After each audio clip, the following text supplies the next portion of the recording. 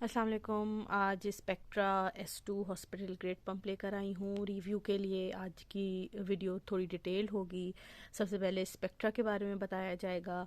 Spectra के ये जो सबसे ज़्यादा डिमांडिंग और सबसे ज़्यादा पावरफुल इसका ये और सबसे ज़्यादा कामयाब और भी मॉडल है स्पेक्ट्रा के वो हॉस्पिटल ग्रेड पंप में, मगर ये जो S2 है ये बहुत ज़्यादा कामयाब है और इसकी बहुत ज़्यादा डिमांड है। तो इससे जो है वो रीलैक्टेशन, इंड्यूस लैक्टेशन और वॉट मतलब बहुत सारे इसके पर्पस हैं जो मैं आगे वीडियो में डिटेल से आपको बताऊंगी। वीडियो आज की थोड़ी डिटेल होगी। मेरी कोशिश है कि सारे टॉपिक्स इसी वीडियो में कवर हो जाएं। स्पेक्ट्रा S2 का एक कंप्लीट पैकेज इस वीडियो में मैं आपके साथ शेयर कर लूँ। सबसे पहले तो मैं बता देती हूँ कि ये डबल है, डुअल है, सिंगल बोथ आप यूज़ कर सकते हैं। अगर आपने सिंगल यूज़ करना है तो इस तरीके से एक को आप बंद कर लें, एक को खोल लें। अगर आपने इस पे लगाया है और इसको क्लोज नहीं किया तो सक्शन नहीं होगी, आपको इसकी एक तरफ से सक्शन बंद करनी लाजमी होगी। उसके साथ हमारे पास आते हैं ये एक बॉटल, मेरे पास स्पेक्ट्रा की नहीं है तो इवेंट किस के साथ कंपेटेबल होती है तो वो मैंने इसके साथ लगा दी। एक अदद बैक फ्लो प्रोटेक्टर है। बैक फ्लो प्रोटेक्टर दो तरह के होते हैं स्पेक्ट्रा में, या आप ये लगा लें या आप ये लगा लें। अगर आपके पास ये नहीं है तो ये भी आपका बैक फ्लो प्रोटेक्टर के तौर पे काम करता है। ये स्पेक्ट्रा का ही होता है। उसके बाद इसका फ्लैंज है, ये 24 mm स्टैंडर्ड साइज़ है।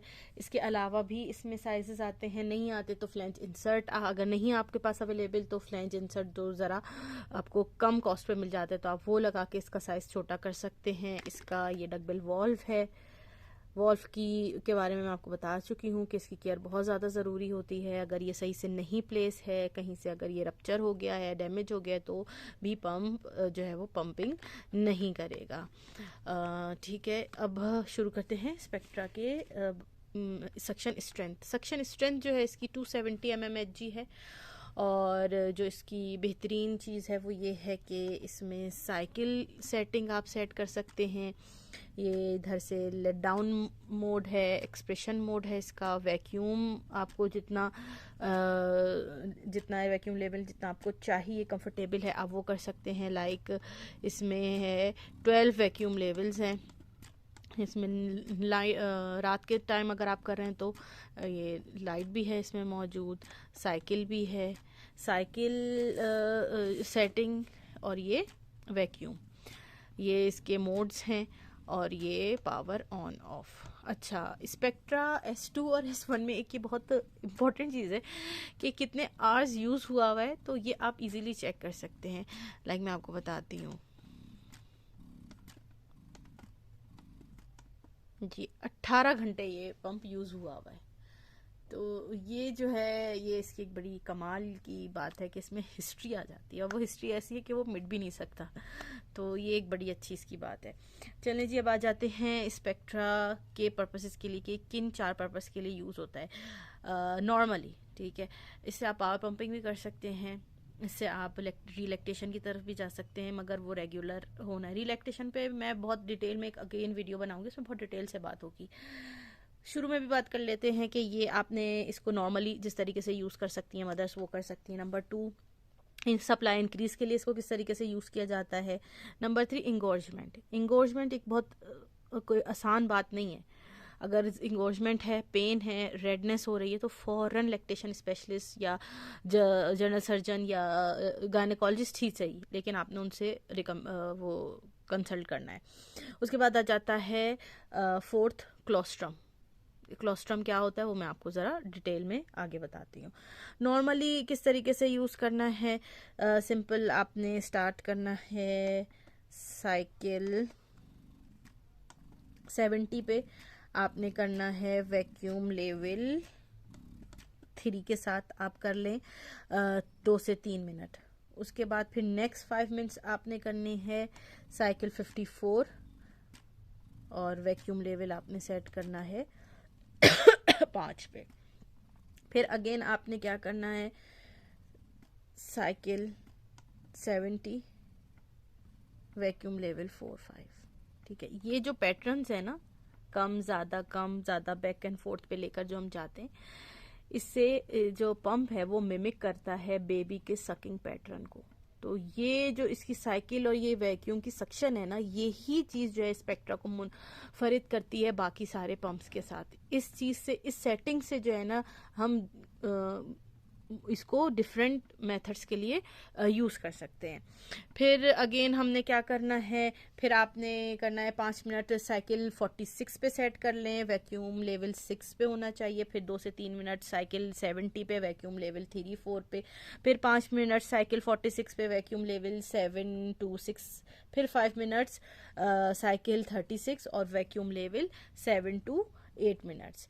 अच्छा जी, अब आप देख रहे हैं कि आपका सेशन हो गया है तकरीबन 25 से 30 मिनट का, लेकिन अब जो एक मिल्क की धार आ रही थी आपके पास, वो आपको जो है वो नहीं आ रही है। तो उस वक्त आपने क्या करना है, आपने साइकिल की उसको गिराना है, आपने उसको लेकर जाना है बिल्कुल कम पे, देख रहे, और आपने वैक्यूम लेवल जो है ना वो आपने बढ़ाना है। ये देखिए, इससे क्या होता है, फिर स्टार्ट होता है मिल्क आना। अच्छा, साइकिल क्या है कि कितनी दफा 1 मिनट में पंप सक कर रहा है, और ये कितनी स्ट्रेंथ से कर रहा है, कितनी इंटेंसिटी से कर रहा है।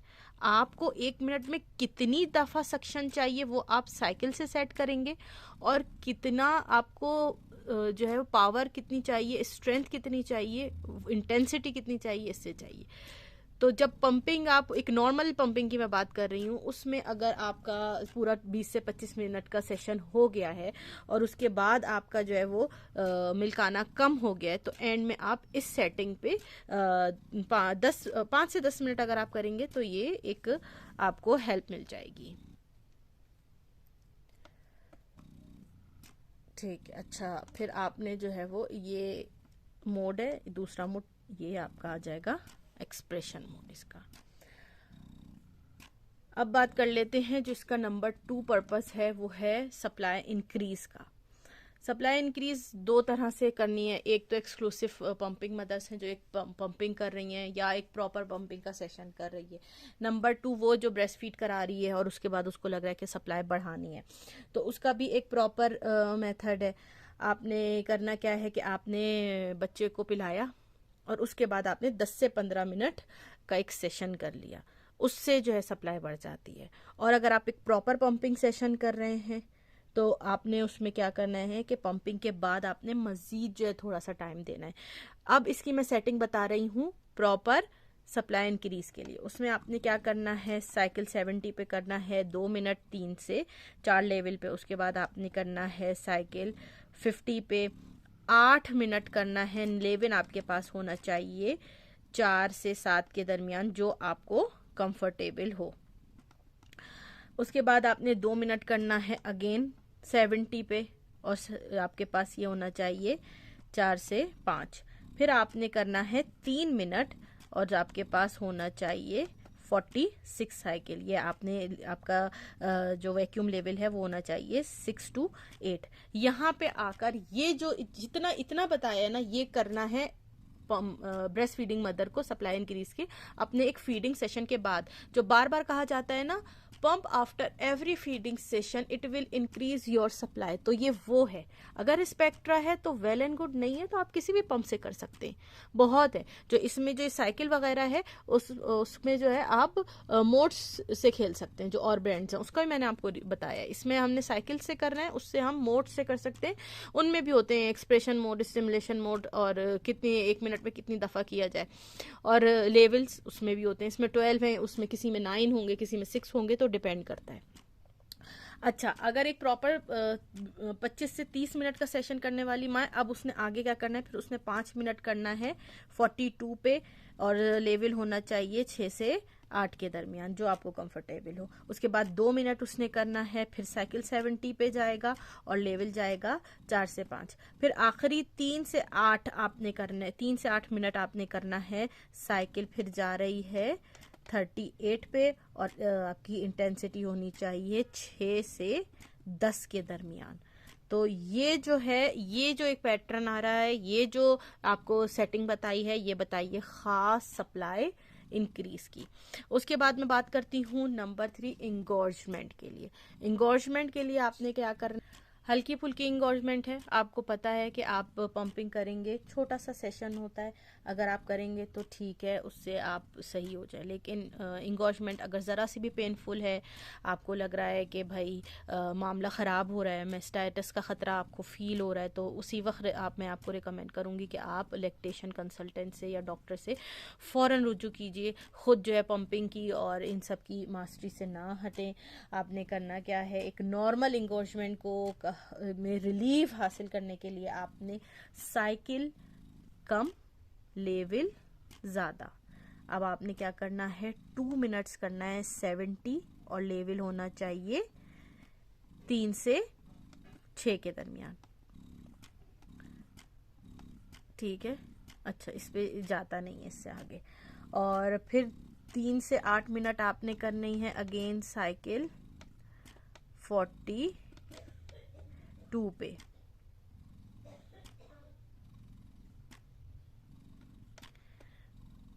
और आपने लेवल करना है 4 से 7 के दरमियान, जो आपको कंफर्टेबल हो। ये तो एक नॉर्मल सी, अगर किसी को वो इंगॉर्जमेंट है और जिसको अंदाज़ा है उसको कि हो जाएगा इससे। ये लाइट का पता नहीं क्या इशू आ जाता है, हाँ जी तो वो कर ले। और अगर क्लॉग्ड मिल्क डक्ट है उसको तो मैं तो आपको कहूँगी कि इस पे ना ही आप जाएं, लेकिन एक पैटर्न है स्पेक्ट्रा का तो मैं आपको बता देती हूँ। फिर आपने उसके बाद क्या करना है, 2 मिनट आपने करना है 70, 4 से 6 लेवल, और फिर 8 मिनट आपने करना है सबसे कम 38 पे, और आपने करना है 6 to 8। ये आपने क्लॉग मिल्क डक के लिए, इंगॉर्जमेंट के रिलीफ के लिए करना है। सब में आपने क्या करना है, साइकिल कम, इंटेंसिटी ज़्यादा। अच्छा, नंबर 4 आ जाता है क्लोस्ट्रम। क्लोस्ट्रम कुछ माओं को डिलीवरी से पहले आ जाता है, कुछ माओं को डिलीवरी के बाद आ रहा होता है। बेबी होता है, दूध उतरने में थोड़ा टाइम होता है, थोड़ा टाइम लगता है। आपने करना क्या है, आपने सिंपली जो है वो गरम एक टॉवल लेना है, उससे मसाज करना है। आपने हैंड एक्सप्रेस करना है, हैंड पंप से आपने जो है उसको वो अपने ब्रेस्ट का मसाज करना है, उसको आपने मतलब तैयार करना है पंपिंग के लिए। क्लोस्ट्रम बहुत हैवी होता है, बहुत गाढ़ा होता है, उसको निकलने में बहुत मुश्किल है। हार्डली ड्रॉप्स या 1 टीस्पून टेबल स्पून के करीब पंप में आ सकता है, इससे ज़्यादा नहीं आ सकता, चाहे कितना भी आपका अच्छा वाला पंप हो। तो लेकिन ये कि इस वक्त पंपिंग करने का फ़ायदा, अगर बेबी लैच नहीं कर रहा या लैच जाहिर सी बातें हुआ है, थोड़ा हॉस्पिटल में टाइम ऐसा हो रहा होता है कि आप फ़ौरन नहीं कर पाते, तो उस वक्त ये ज़्यादा बेहतर रहेगा कि आप जो है वो पंप कर लें। तो आपने करना क्या है, पहले हैंड मसाज करना है, ब्रेस्ट को तैयार करना है, उसके बाद फिर आपने एक बहुत छोटू सा सेशन करना है 10 से 15 मिनट, इससे हरगिज़ ज़्यादा नहीं करना। आपने करना क्या है, साइकिल 70 पे करना है 3 से 4 लेवल। ठीक है, इस वक्त ये देखिए, अगर साइकिल ज़्यादा होगा तो तेज़ होंगी और कम होंगी तो स्लो होगा। फिर आपने 3 से 4 मिनट करना है 42 पे, 4 से 7 लेवल पे। फिर 5 मिनट आपने करना है सबसे कम 38 पे, 6 से 8 लेवल पे। ठीक है, स्पेक्ट्रा के को 4 किस तरीके से यूज़ कर सकते हैं उसको मैंने आपको डिटेल में गाइड कर दिया है। पावर पंपिंग, रीलैक्टेशन, इंड्यूस लैक्टेशन, इस पे तो खैर प्रॉपर कंसल्टेशन की बहुत ज़रूरत होती है लैक्टेशन स्पेशलिस्ट से। वो ऐसा नहीं है कि पंप उठाया और कर लिया या कुछ भी कर लिया। सप्लाई इंक्रीज और ये सब तो चले, आपके पास पंप है आपने कर लिया, लेकिन इंड्यूस लैक्टेशन, रीलैक्टेशन, इसमें आपको प्रॉपर गाइडलाइन चाहिए होती है किस तरीके से करना है। और इंगोर्जमेंट का भी मैंने आपको बता दिया है, क्लोस्ट्रम को किस तरीके से करना है वो भी बता दिया, सप्लाई इंक्रीज किस तरह से करना है, और नॉर्मली स्पेक्ट्रा को किस तरीके से यूज़ करना है। होपफुली मैंने तकरीबन एक नॉर्मल जो चीज़ें थी वो कवर कर दी हैं स्पेक्ट्रा की। और मज़ीद इसके बारे में कोई क्वेश्चन हो तो आप नीचे कमेंट बॉक्स में छोड़ दिया करें, मैं ज़रूर आपको जवाब दूंगी। और मैं एक नीचे कम वो दे रही हूँ लिंक दे रही हूँ।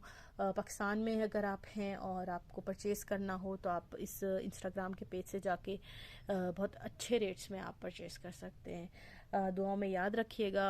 वीडियो ज़रा बड़ी थी, माज़रत चाहती हूँ, लेकिन ये जो है ये सारे इसकी जो सेटिंग्स थी वो एक डिटेल में डिस्कस करना बहुत ज़रूरी थी। दुआ में याद रखिएगा। अल्लाह हाफ़िज़।